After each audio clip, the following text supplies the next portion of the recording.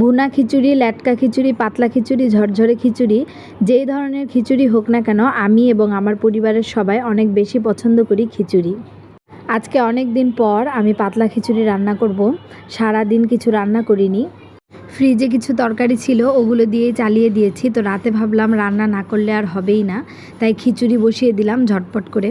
কিছুটা বাসি ভাত ছিল আর আমি পোলাওয়ের চাল, মসুর ডাল আর মুগ ডাল খুব ভালো মতো ধুয়ে বাসি ভাতে দিয়ে দিয়েছি। তারপর দিয়ে দিয়েছি পরিমাণ মতো পানি, আর এখানে আমি দিয়ে দিয়েছি লবণ, হলুদের গুঁড়া, মরিচের গুঁড়া, সব কিছু খুব ভালোভাবে মিশিয়ে এবার আমি জাল হতে বসিয়ে দেব।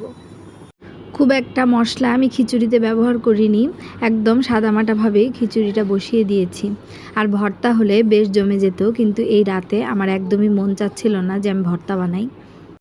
যাই হোক, এদিকে কিন্তু আমার খিচুড়ির বলক চলে এসেছে। সব কিছু খুব ভালোভাবে রান্না হওয়া পর্যন্ত আমি অপেক্ষা করব। আর রান্না হয়ে গেলে আমি এখানে কাঁচামরিচ আর টমেটো দিয়ে দেব। তারপর কিছুক্ষণ নেড়ে চেড়ে আরও জাল হতে থাকবে। আর ওদিকে আমি বাগারের প্রস্তুতি নিব।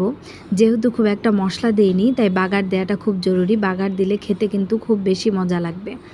এখানে আমি সরিষার তেল দিয়ে দিয়েছি, আর দিয়ে দিলাম জিরা ফোড়ন আর শুকনা মরিচ। তারপর দিয়ে দিব রসুন কুচি, পেঁয়াজ কুচি। এবার খুব ভালোভাবে একদম বাদামি রং করে ভেজে নেব। খুব সুন্দরভাবে ভেজে নেওয়া হয়ে গেলে আমি এগুলো খিচুড়িতে ঢেলে দেব। তারপর সব কিছু নেড়ে চেড়ে মিশিয়ে নিলেই কিন্তু আমার খিচুড়ি একদম রেডি। এই তো আমার খিচুড়ি কিন্তু প্রায় হয়ে গিয়েছে। আর নামানোর আগে আমি একটু ধনিয়া পাতা দিয়ে দিলাম। বাস, একদম রেডি, খাওয়ার জন্য প্রস্তুত। যেহেতু ভর্তা বানানো হয় নাই, তাই আমি ডিম ভেজে নিলাম। খিচুড়ির সাথে ডিম ভাজা খেতেও কিন্তু বেশ ভালো লাগে।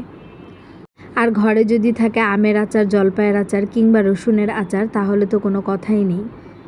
খিচুড়ি বাগার দেওয়ার পর বেশ দারুণ একটা ঘ্রাণ ছড়িয়ে গিয়েছিল পুরো বাসাতে। আমার ছেলে তো দৌড়ায় রান্নাঘরে চলে এসেছে আমি কি রান্না করছি দেখার জন্য। যাই হোক, এক এক করে আমার সব কাজ শেষ, এবার মজা করে খাওয়ার পালা।